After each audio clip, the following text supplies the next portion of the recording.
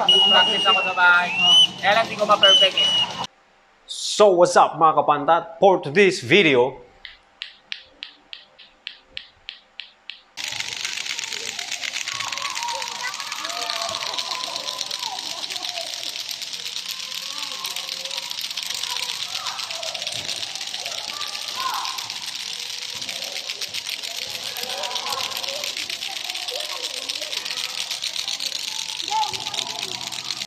isinama tayo ni Banong TV sa bayan ng Basista kung saan merong orchestra festival. Kaya ko lang sasabihin, mag-stop ko na kayo sa lato para magkaintindihan.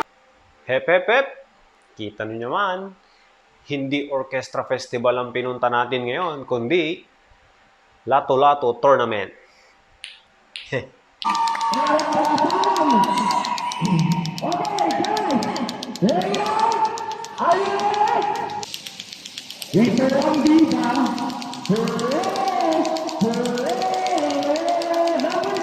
Salamat pala kay Miss Icon Marie Season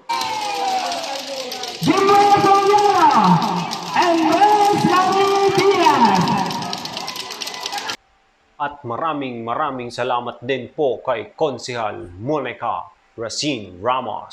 Sheesh. Pagkatalo na yung kalaban nyo, sabihin nyo, pag sabihin nyo nag-stop na yung kapalato, automatic kayo ang panalo, ha? Atin pong nasaksihan kung paano kagaling maglato-lato ang mga bata sa Basista. At syempre, magpapatalo ba ang kanilang mayor na si Jolly Resuello? Pasok!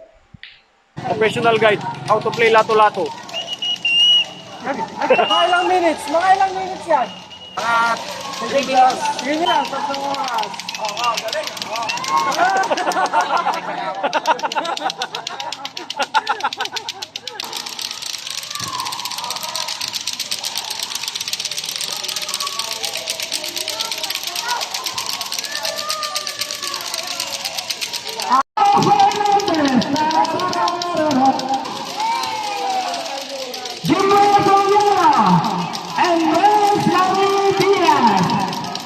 Ang bango, ha? And the winner for Second runner-up. second runner-up! Second runner-up goes to contestant number 3! At 1,000 pesos. And the first runner-up goes to contestant number... Ano yung naman ako? Samuel from Tagaytay. Landoran. Ayaw, Tagaytay yan eh. Ayaw, Spain na, Senalo.